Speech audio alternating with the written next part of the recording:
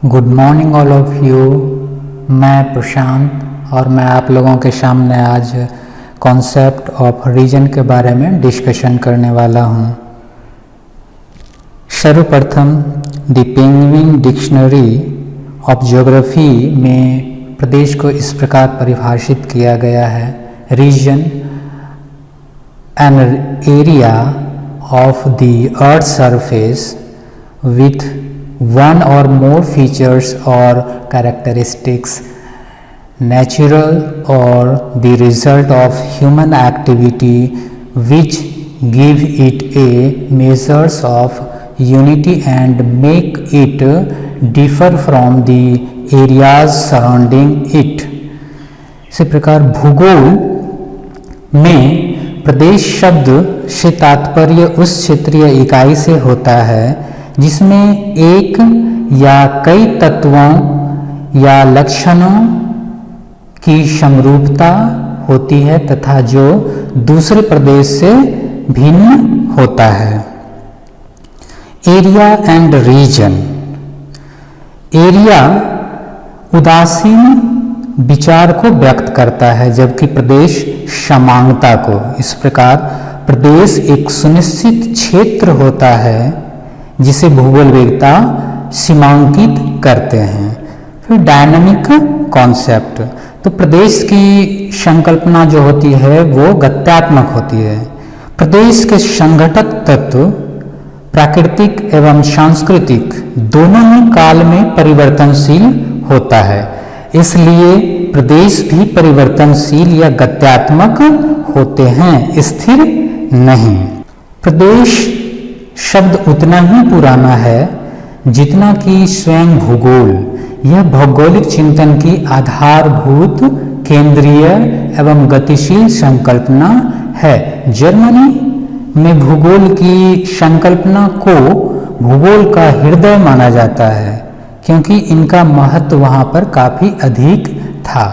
विगत 2 शताब्दियों से जितना अधिक प्रदेशों पर चिंतन किया जा रहा है, संभवतः भूगोल में शायद ही अन्य किसी शाखा पर इतना बल दिया गया होगा।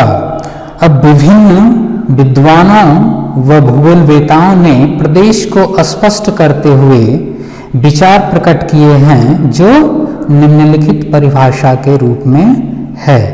एन.एम. फैनमैन के अनुसार प्रदेश वह भौगोलिक इकाई है जिसमें सर्वत्र स्थलाकृतिक समांगता फिजियोग्राफिक होमोजेनिटी पाई जाती है और जो आसपास के क्षेत्रों से इस दृष्टि से स्वार्थ भिन्न हैं। रिचर्ड हडसन ने अपनी पुस्तक perspective on the nature of geography में प्रदेश विशिष्ट स्थिति वाला एक क्षेत्र होता है जो कि अन्य क्षेत्रों से अति विशिष्टता लिए हुए होता है। ऐसे प्रदेश का विस्तार उस विशिष्टता के सीमा विस्तार में निहित होता है। इसी प्रकार प्रसिद्ध ब्रिटिश भूगोलवेत्ता जेसन ए.जे. हर्बर्टसन के अनुसार प्रदेश भूमि, जल, हवा, पौधे एवं मानव जटिल समायोजन जो कि वहाँ के निश्चित लक्षणों वाले भूतल के स्थानिक संबंधों के अंतर्गत एक साथ आता है। R.E. डिकिंसन के अनुसार प्रदेश वह क्षेत्र है जहाँ की एक विशिष्ट प्रकार की भौतिक दशाएं विशेष प्रकार के आर्थिक जीवन को विकसित करती है। इसी प्रकार शौर्य महोदय के अनुसार प्रदेश एक भौगोलिक भूदृश्य का क्षेत्रीय विस्तार है। उपयुक्त परिभाषाओं से कुछ बातें स्पष्ट होती है या इन्हें आप प्रदेशों की विशेषताएं कह सकते हैं। इसमें फर्स्ट है प्रदेश की प्रायः अपनी निश्चित सीमा होती है परंतु इनके मध्य सीमा रेखा खींचना कठिन कार्य होता है। उस सीमा में लक्षणीय तत्वों की प्रायः समरूपता अथवा एकरूपता होती है। ऐसे समरूपता या एकरूपता वहाँ के प्राकृतिक, जैविक एवं पूर्व में मानवीय परिवेश एवं मानवीय क्रियाकलापों के अंतर संबंधों एवं गतिशील अंतरक्रियाओं से सृजित हुई है। फिर प्रदेश विशेष के क्षेत्रीय लक्षण निकटवर्ती प्रदेशों से स्पष्टतया भिन्न होती है। फिर प्रदेश का एक निश्चित पदानुक्रम होता है जिसे जे.एफ. अंस्टेड महोदय ने इस प्रकार बताया है: मेजर रीजन, माइनर रीजन, सब रीजन, ट्रैक्ट और स्टो। फिर प्रदेश का स्वरूप आंतरिक लक्षणों के निरंतर गतिशील एवं क्रियाशील रहने से विकसित होता रहता है। कई विद्वानों ने इसे जड़वत स्टैटिक न मानकर जैविक इकाई ऑर्गेनिक यूनिट मानते हैं। 7th, प्रदेश का निहित उद्देश्य के आधार पर अध्ययन होता है।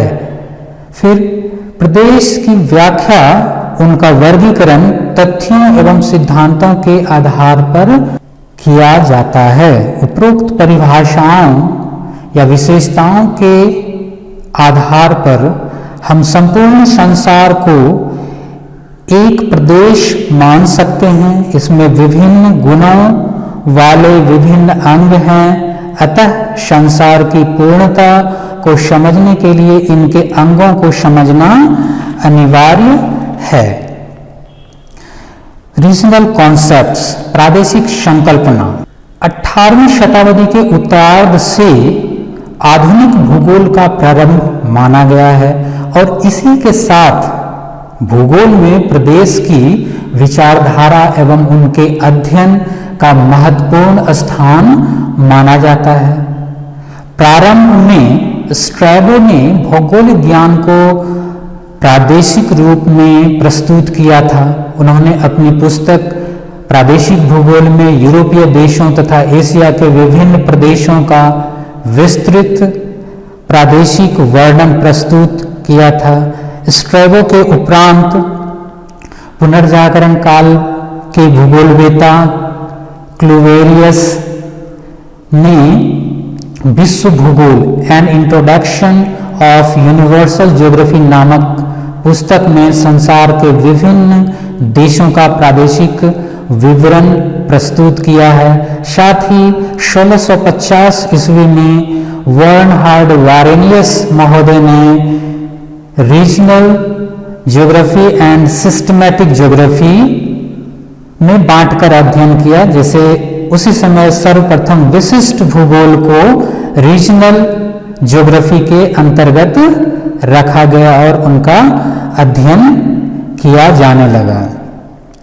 फिर 18वीं शताब्दी के मध्य से लेकर 19वीं शताब्दी के अंतिम वर्षों तक पृथ्वी तल का क्रमबद्ध भौगोलिक अध्ययन करने के लिए जर्मनी, फ्रांस तथा ब्रिटिश भूगोलवेताओं ने प्रदेश की संकल्पना को सशक्त किया।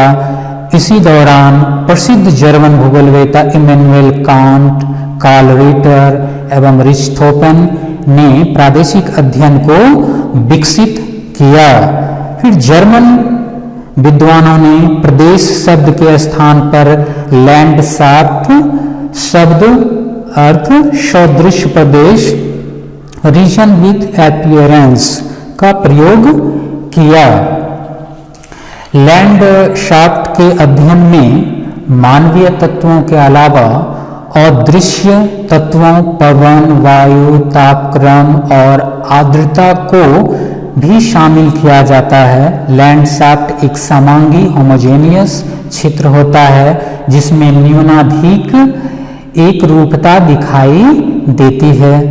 ब्लास, हर्डवर्डसन, डिमांजिया व हेटनर आदि विद्वानों तथा बाद में कार्ल शावर, ईशावोमैन, कार्ल ट्रॉल, हर्टसोन व वेटलशी ने महत्वपूर्ण योगदान दिया।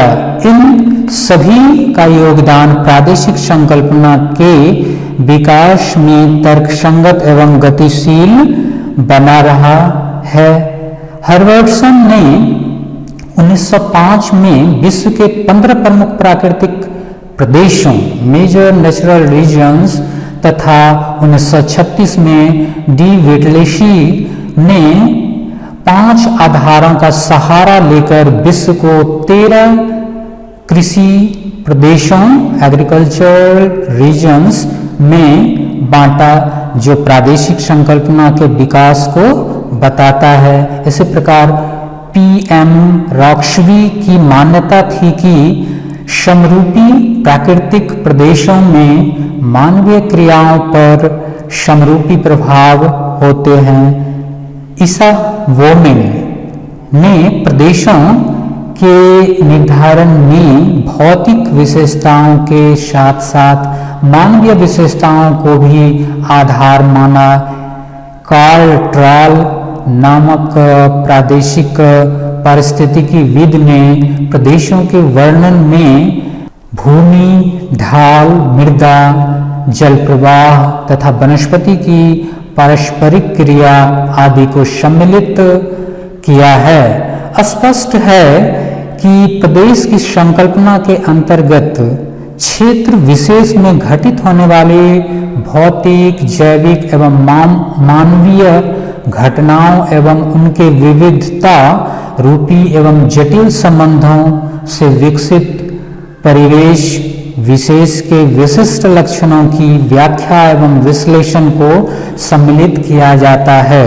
इसमें कोई संदेह नहीं है कि प्रदेश एक क्षेत्रीय इकाई या भौगोलिक इकाई होता है जिसकी निश्चित सीमाएं व आबद्धताएं होती है।